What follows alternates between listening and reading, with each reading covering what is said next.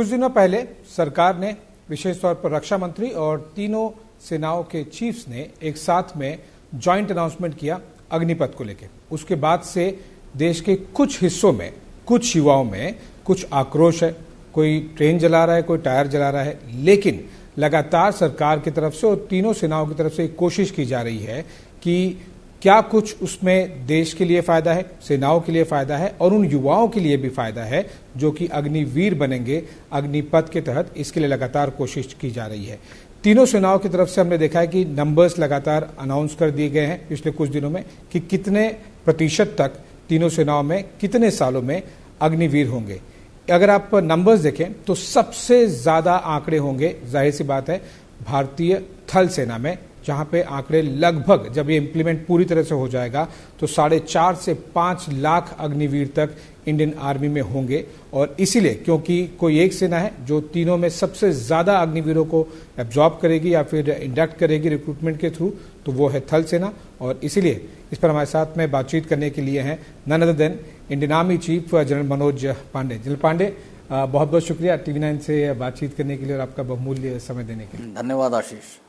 Sir, इससे पहले कि मैं टेक्निकलिटीज और डिटेल्स में जाऊं अग्निपथ की, क्योंकि इसमें बहुत एस्पेक्ट्स भी हैं, चाहे वो फाइनेंस रिलेटेड हो, ह्यूमन रिसोर्स है, राष्ट्रीय सुरक्षा से भी जुड़ा हुआ है और इस पर कुछ पॉलिटिक्स भी हो रही है।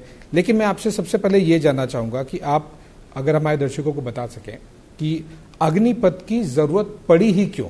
दशकों से एक अलग रिक्रूटमेंट पैटर्न चल रहा था, थोड़े बहुत मॉडिफिकेशन की जा रहे थे, ये तो एक ट्रांसफॉर्मेशनल स्टेप है, तो अग्निपथ की जरूरत ही क्यों पड़ी?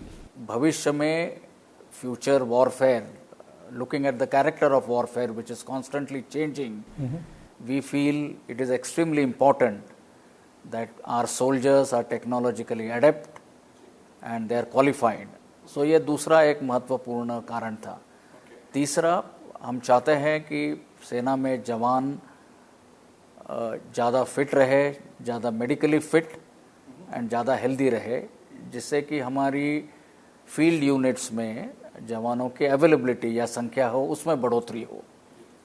और चौथा, हम चाहते हैं कि एक्सपीरियंस और यूथ, इन दोनों का एक सही बैलेंस हमारे यूनिट्स या सेना में हो।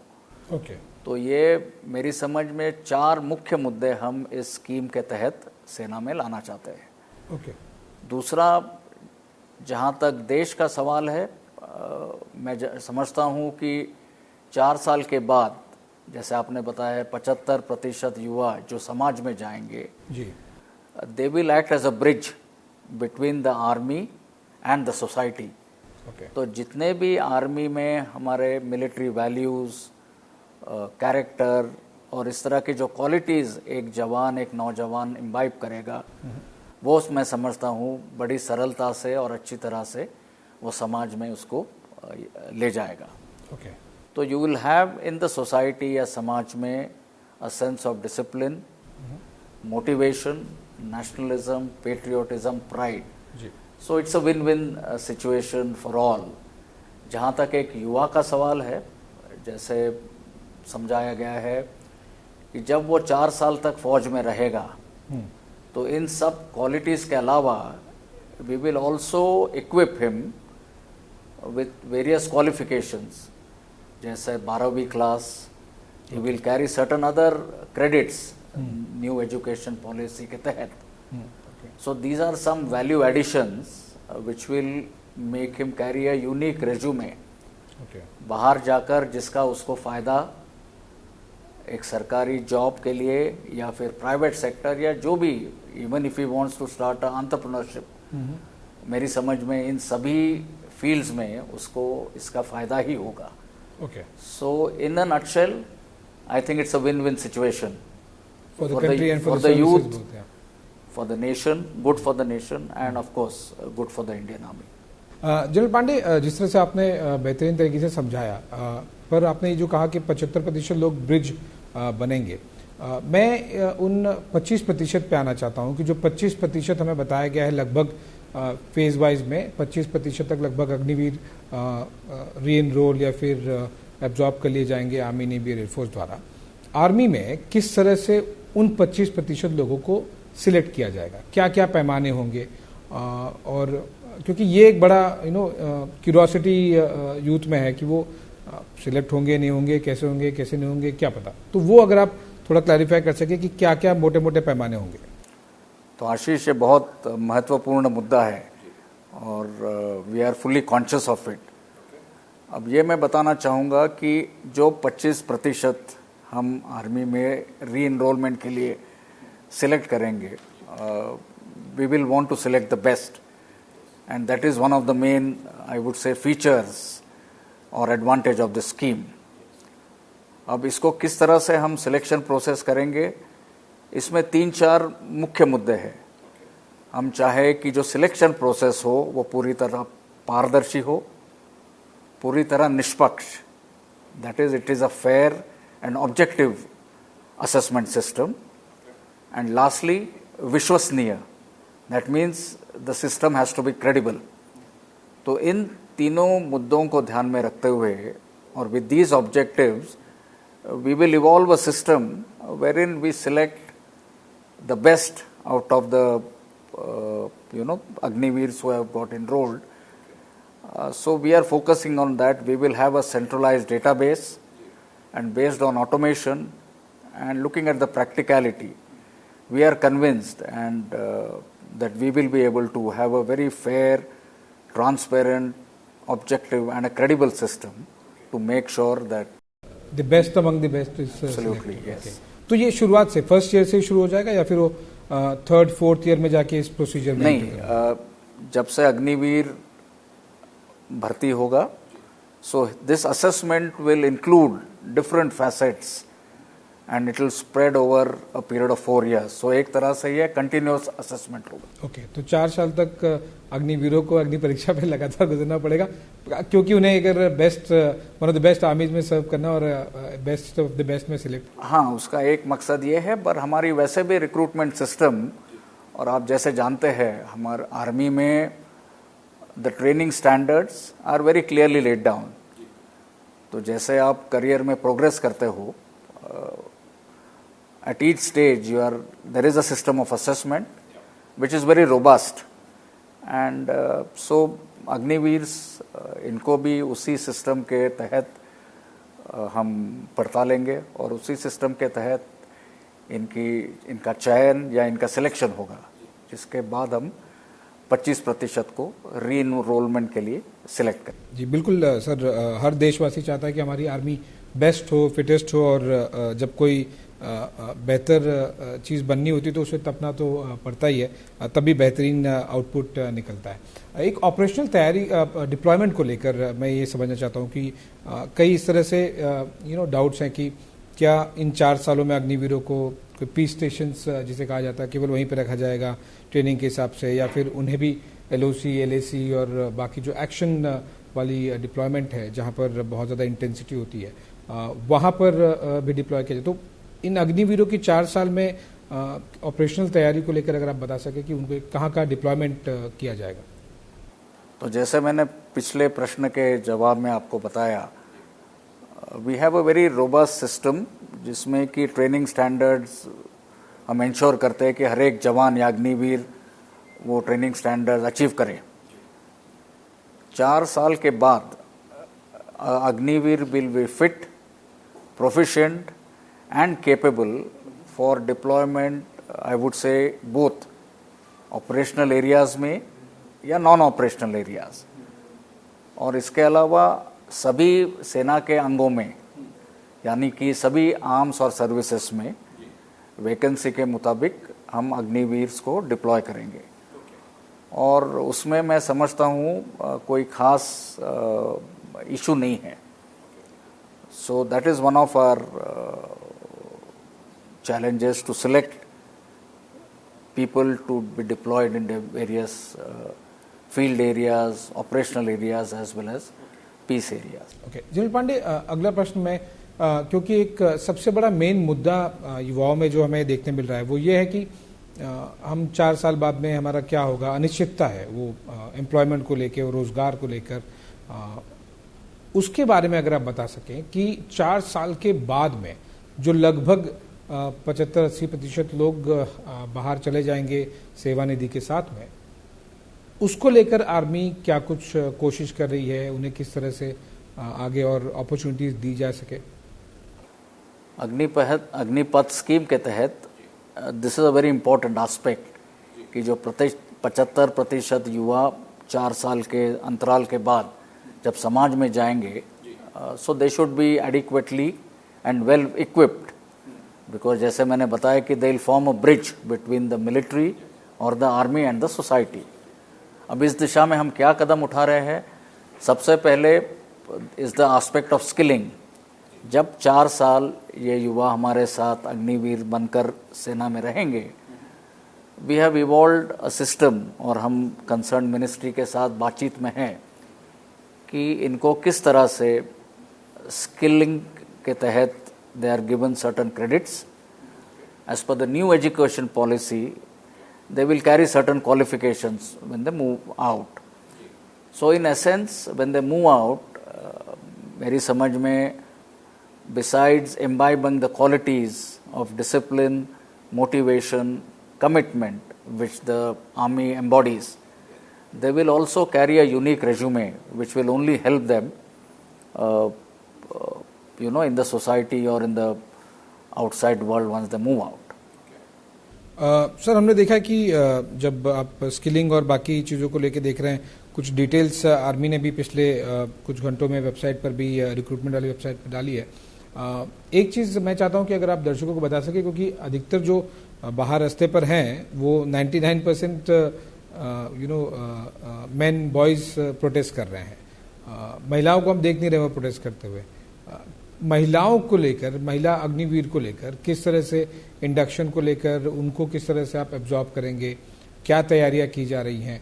क्योंकि जनरली पिछले कुछ सालों में हमने देखा है कि एक फ्लेक्सिबिलिटी इवॉल्व हुई है तीनों सेनाओं में, पर क्योंकि ये because of the nature of the job ये प्रोसेस थोड़ा सा स्लो चला हुआ है, तो उसको लेकर क्या ये जो अग्निपथ स्कीम आएगी अग्निवीर के तहत, क्या ये women in uniform in army इस प्रोसेस को और एक्सपेडाइट करते हुए आप देखते हैं, क्या तैयारी की जा रही है?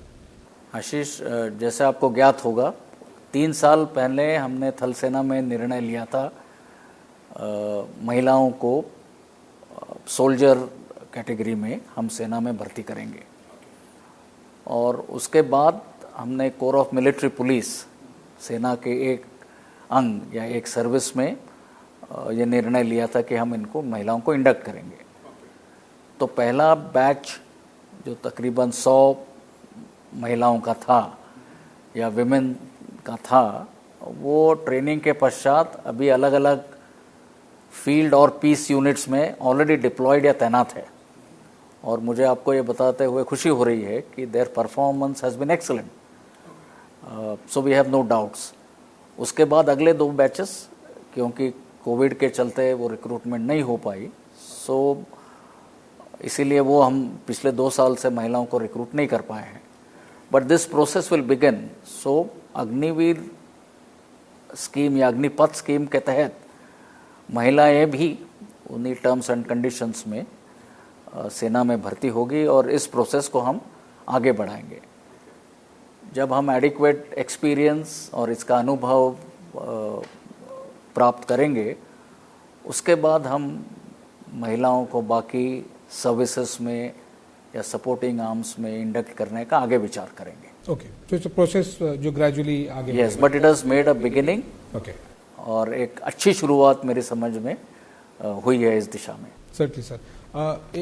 सर, एक इंटरव्यू के एंड में मैं आपसे ये पूछना चाहता हूँ कि क्योंकि जो युवा हैं उनमें बहुत ज़्यादा इंटरेस्ट है कि हम 3-4 सालों से प्रिपेयर कर रहे थे, हम कुछ लोगों की उम्मीद थी कि हम 22 में, 23 में या फिर 24 तक में भी भर्ती हो सकते हैं आर्मी में, लेकिन वो अब फेज आउट होता हुआ दिख रहा है। जैसे जैसे अग्निपथ स्कीम आगे बढ़ेगी तो 21 वाली जो एज लिमिट है, एटलीस्ट अगले साल से 22 में तो 23 साल तक की उम्र है, रिलैक्सेशन आपने दिया है, तो उनके अंदर वो अंडरस्ट है, तो किस तरह से उनको आप कहना चाहेंगे कि वो अप्लाई कर सकते हैं job, recruitment, employment point of view, उनके लिए अभी भी कितनी ऑप्शंस बचे होंगे?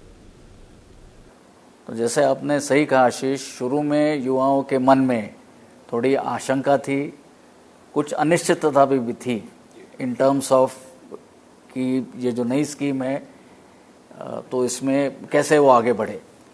पर पिछले 5-6 दिन में आपने जैसे देखा होगा जिस तरीके से और जानकारी स्कीम के बारे में युवाओं को मिल रही है, सो ये अनिश्चितता और ये आशंका मेरी समझ में कई मात्रा में कम हुई है।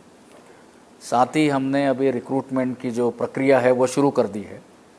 रिक्रूटमेंट रैली का शेड्यूल जैसे कल बताया गया 1 जुलाई के आसपास हम वो डिक्लेयर करेंगे।